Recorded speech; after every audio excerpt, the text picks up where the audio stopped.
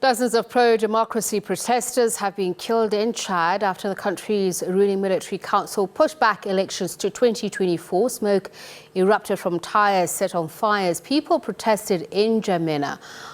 Hospital workers and family members say at least 3 people have been killed. Pro-democracy protesters took to the streets calling for a swifter transition to democratic rule.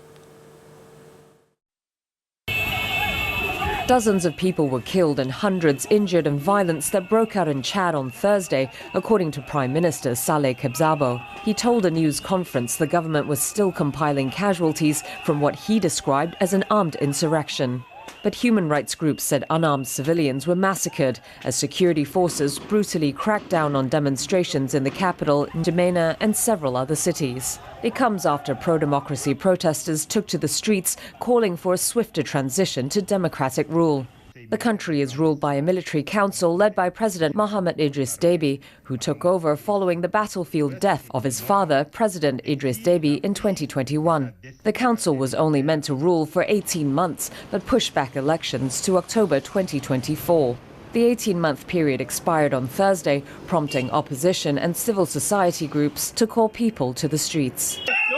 The government banned the protests, but demonstrators were defiant, barricading roads and torching the party headquarters of the new prime minister.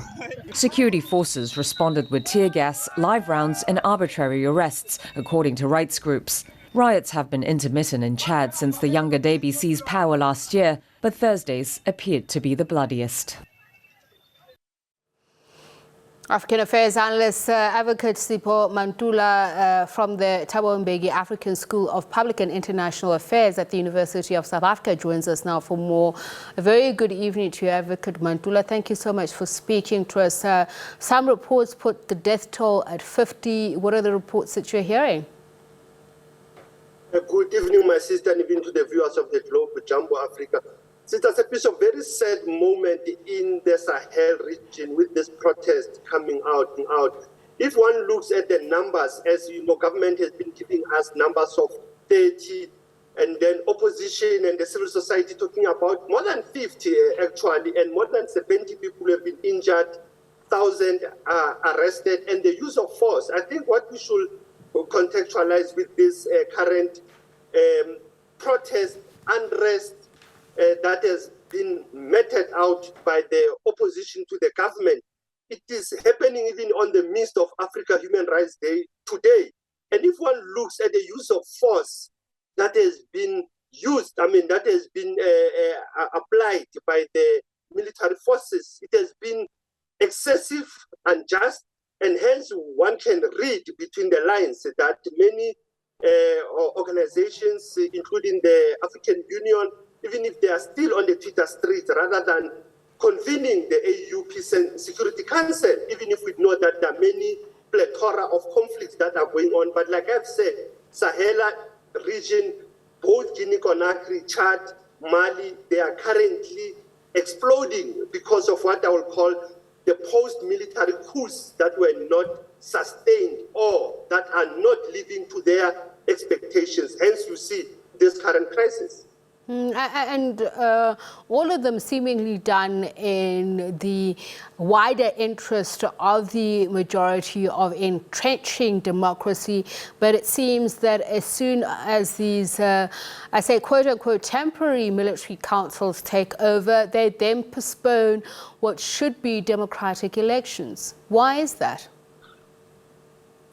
No, correctly, but remember that even the National Forum and even the passing of General Mohammed Idris Deby, his father, because one can say most of these countries have this ritual of father to son and the family, and also the issue of the appetite of the military into governance. And that's where the African Charter on governance, democracy, election doesn't allow military governance, or they don't allow military rule based on this issue that, as you have said, they were meeting previously in August in Qatar and not even in the soil of Africa, meeting in a foreign country to try to craft this deal that is not fair to everyone.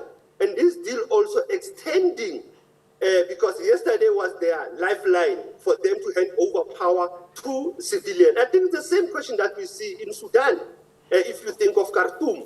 And again, Chad, it is a problem also that I think the young men and the TMC, they undermine the role of the opposition. I think that's how they were caught napping yesterday, because they didn't expect that there will be popular unrest. And we know, so the issue of the military is also around their control on natural resources in the Sahel. So I believe that one of those who was killed was a journalist who worked for CEFOD radio. So this is an important question or a point to make, because it then raises the issue of how this whole issue is framed. We hear from the military council that what this was a violent protest, but of course human rights bodies and civilians are rubbishing these claims, are saying that it was a protest calling for the return to civilian rule, and the military through its forces then instituted a violent crackdown. No, correctly, but they used even the word insurrection as government, and which I don't think it was proper. I think the issue that has failed on this issue is around how they've handled the National Forum and the issue of transitional government post the death of Idris Deby, the one who has been in power for almost 2 decades. And that's how, if one looks at even the role of human rights bodies, that they can lament about the situation, but what has happened is the issue of civilian rule that has failed to can be brought in this transitional government. And I think that's a problem that both ECOWAS and the African Union has failed to can implement, to can enforce the African Charter on elections, which I still reiterate and repeat, because the issue of transitional government and the issues of elections in the African continent are still a problem, because elections are also not a panacea or a remedy to this crisis. And secondly, also, the issue of the military resisting to hand over power, because the lifeline, as I said earlier, was yesterday. And coincidentally, it happens that today we are talking of Human Rights Day.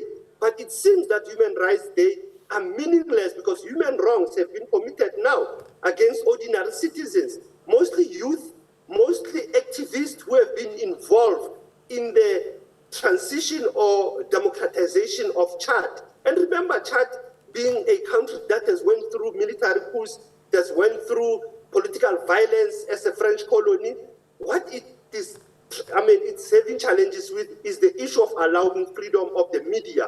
Hence, as you were alleging, you were alluding earlier about the killing even of a journalist, it means that by all means they don't want the whole continent to know about what is happening. And secondly, you can see that even these arrests are also happening as we are speaking, and the state of emergency, where people are not allowed to move from 6 to 6, from the morning until the evening. So one can see that this is a gross human rights violations of the people's rights in Chad, and it is important for the AU, for the African Commission that is sitting currently in Banjul, not to just issue media statements, resolutions, but to actually deal with the issue as a matter of agency and emergency. And how will it do that, Advocate Mantula, given the fact that 2030 is really not far off, and this is the stated goal of the African Union of silencing the guns? It almost sounds like a mantra we keep repeating over and over again, which is actually devoid of any realistic goal. No, correctly, but I kept on saying for many years that beyond silencing the guns, we need to silence the minds. And beyond the minds, we need to be looking at the questions of what are the push and the pull triggers. Yes, you can have the AU ideal vision of silencing guns, but as me and you we are speaking today, I said earlier, the Sahel is about to explode. If you look at Guinea-Conakry, if you look at Mali, Burkina Faso, and you look even in our where AU is based, its own head office, Ethiopia has been having a challenge for the past 2 years. So if one looks at the issues of conflict resolution in Africa, I don't think we need a European template. It is important for us to look at an African template that involves the civilians, it involves the communities, and also still, begins to deal with this military appetite of power. Because the issue of silencing of guns, again, it goes along even with the purchasing of arms. Who is still behind the conflicts in Africa? Despite that, in this chart crisis, France have reneged and saying that we are not part of it.